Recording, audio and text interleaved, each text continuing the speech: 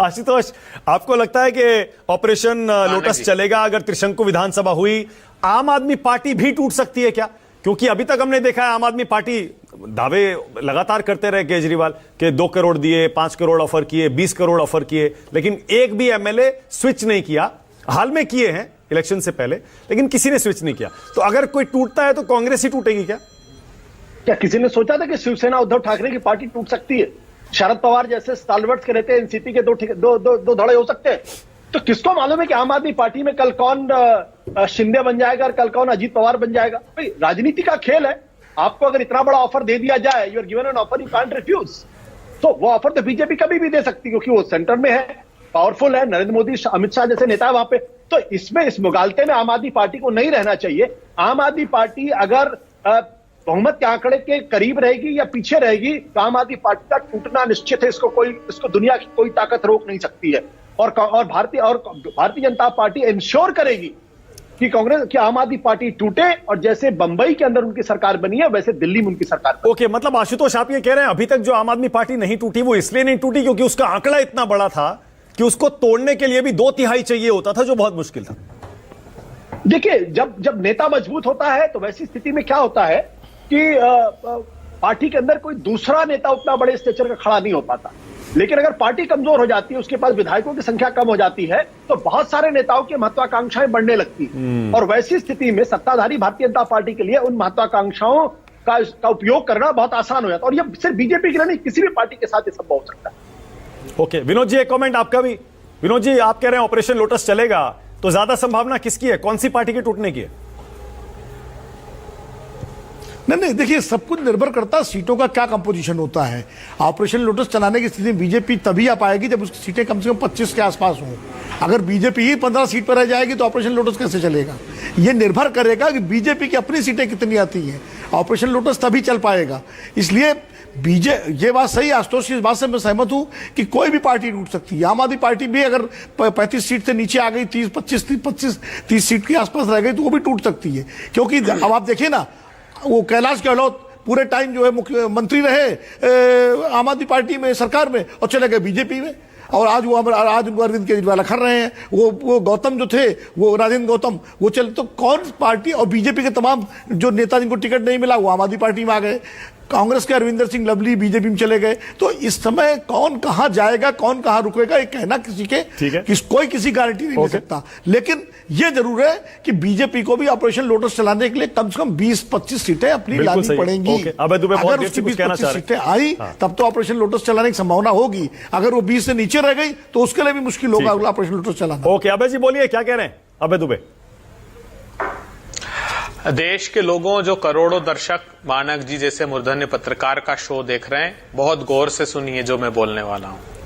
देख लिया आपने, एक लोटस ऑपरेशन के माहिर हैं और एक लूटस ऑपरेशन के। हमको लूटने वाले लोग हैं और एक प्रजातंत्र को लूटने वाले लोग हैं। तो आप कांग्रेस पार्टी को पूर्ण बहुमत दीजिएगा। दिल्ली के लोगों की natural choice Bharatiya Janata party कभी नहीं रही, इसीलिए दशकों से बाहर कर रखा है, तो वो तो आएगी नहीं। और बात रही जहां इनकी, तो मुंह पे मेकअप करके हमने दिल पे पत्थर रख लिया और भ्रष्टाचारियों से हमने ब्रेकअप कर लिया। हमको आहिस्ते आहिस्ते पता लगा, हम तो लगते थे जैसे जितनी विनम्रता से केजरीवाल जी बात करते थे, हमको लगता था ये सच बातें होंगी। दिल्ली के लोग भरोसा करते थे कि पैर पसारने जितनी जगह चाहिए। जब ये पता लगा कि इतना आलीशान 55 करोड़ का होगा, शीश महल बना लिया। भारतीय जनता पार्टी ने नहीं की। अच्छा अभय जी, मैं आपका शुक्रिया अदा करना चाहता हूँ।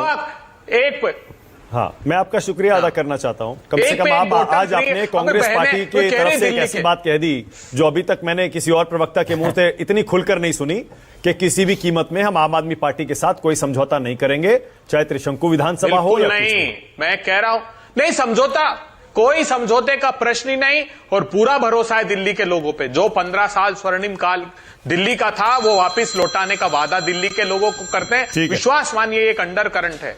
हम दिल्ली के चप्पे चप्पे पर घूम रहे हैं। ठीक है, शैली ओबराय, उसके बाद शैली बोलिए, क्या कहना चाह रही हैं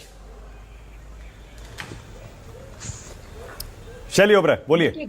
कांग्रेस की गलतफहमी है, पिछले 10 सालों में तो कांग्रेस का कोई अस्तित्व है नहीं, और दिल्ली की जनता ने हमेशा से आम आदमी पार्टी को पिछले 10 साल में प्यार किया है। तो अरविंद केजरीवाल जी दोबारा से 4थी बार मुख्यमंत्री बनेंगे, जिस पेस से आम आदमी पार्टी ने काम किया है उससे डबल पेस से सरकार बनने के बाद आम आदमी पार्टी अच्छा काम शैली, एक सवाल आपसे बनता है, क्योंकि आप तो दिल्ली की मेयर भी थी। पहले अरविंद केजरीवाल कहते थे एंटी इनकम्बेंसी जो है वो हमारे खिलाफ कम रहेगी, क्योंकि हम तो देखिए हाफ स्टेट, आधी सरकार, हमें काम नहीं करने दिया जाता। अरे अब तो एमसीडी में भी आप हैं, दिल्ली सरकार में भी आप हैं, एंटी इनकम्बेंसी 10-11 साल की आपके खिलाफ होगी या नहीं होगी, बताइए। देखिए, आम आदमी पार्टी के हर एमएलए ने बहुत बढ़ चढ़ के काम किया है। आप जनता से पूछिए। भी एक सर्वे कल ही एक डिबेट में मैंने देखा जहां पर आम आदमी पार्टी को दिखाया गया कि किस प्रकार बहुमत से जीतने वाली है। और रही बात नगर निगम की, नगर निगम में मैंने जैसे पहले बताया, नगर निगम में काम करने वाले कर्मचारी से बात करिए कि वो आप पार्टी की सरकार से कितनी खुश है। जो वादे आम आदमी पार्टी ने करे थे, ठीक है, ओके, ऑल राइट। शिवम त्यागी, क्लोजिंग कमेंट। हमने पूरे और शिवम, करे। ऑल राइट शिवम, थोड़ा बताइएगा ये ऑपरेशन लोटस दिल्ली में हो सकता है? देखिए, आप ये मत कहिएगा हम नहीं चलाएंगे, हम नहीं तोड़ते। पार्टियां अपने आप टूट जाती हैं, तो मैं ऐसे पूछ लेता हूं, क्या दिल्ली में पार्टियां टूट जाएंगी? देखिए, चुनाव मैं के बाद पहले शुरू करता हूं कि ये आधा अधूरा राज्य है। भारतीय जनता पार्टी और आदरणीय प्रधानमंत्री जी को नए नफरत करने वाले या नए पॉलिटिकल विरोधी चाहिए, क्योंकि राज्य कभी आधा अधूरा नहीं होता। उसका जो नेता होता है वो कितना कामचोर है वो तय करता है।